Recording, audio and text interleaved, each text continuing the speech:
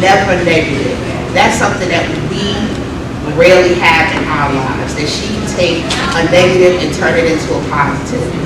As I say, I have the pleasure of listening to her every day, but now I introduce to you this wonderful speaker, Ms. Shauna-kaye Brown.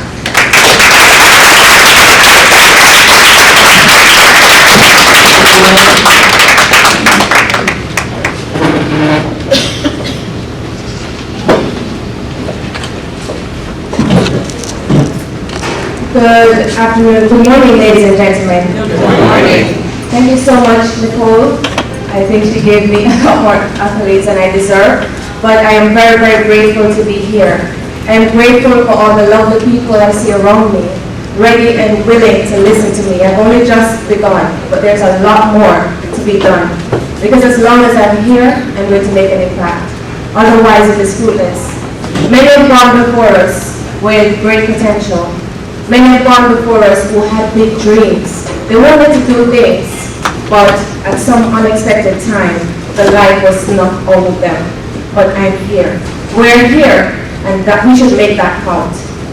Today, the theme is women bearing the cross. At first, when I read it, I said, what does this mean?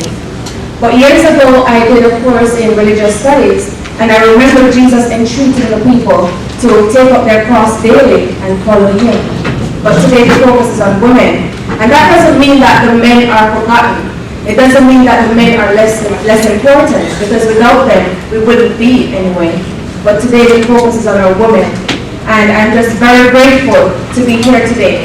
I want each of you to turn to the next person and say, I'm here for a reason. I want you to say, I will make it count. I will make it count.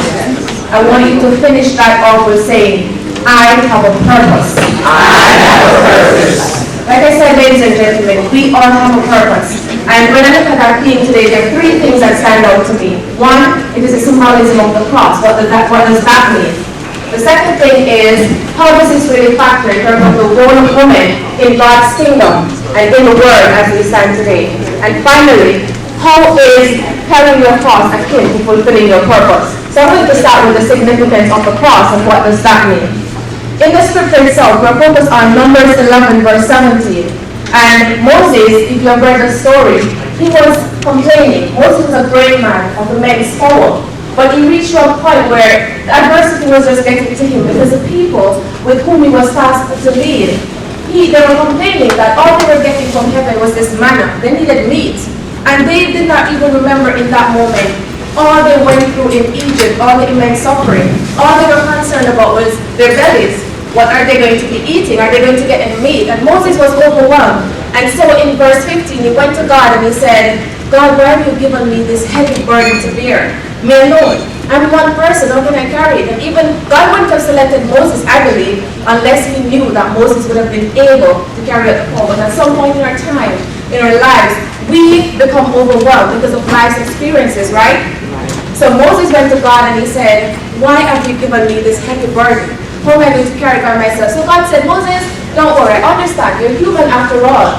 So he said to Moses, I want you to select 70 elders from amongst the people. And I want you to bring them. And I'm going to help them. I'm going to let them help you to carry that burden. And so when Moses brought the elders with him before God, and God said to Moses in 11 verse 17, I am going to come down and speak to you there. And I'm going to take some of the power of the Spirit that is on you and put it on them. And then they will help you to carry that burden to deal with all these people. Now, significant in that scripture to me is taking some of the power of the Spirit that is on Moses and putting it on the others. You know, one of the things in life is that we should help each other, right? We should help each other in any way that we can. But a lot of times, you have all this power, this ability, this knowledge about something, but you start to hug it. And you start to keep it to yourself because you think that if you share it, then it's not going to be enough for you and the other person might get better than you. But what you have to understand is that when God took this power of the Spirit, and put some of it on the elders, it was not a diminution in the Spirit that was on Moses. Moses was still as powerful. Moses was still as spiritual. Moses was still as close to God. But all he had was some help.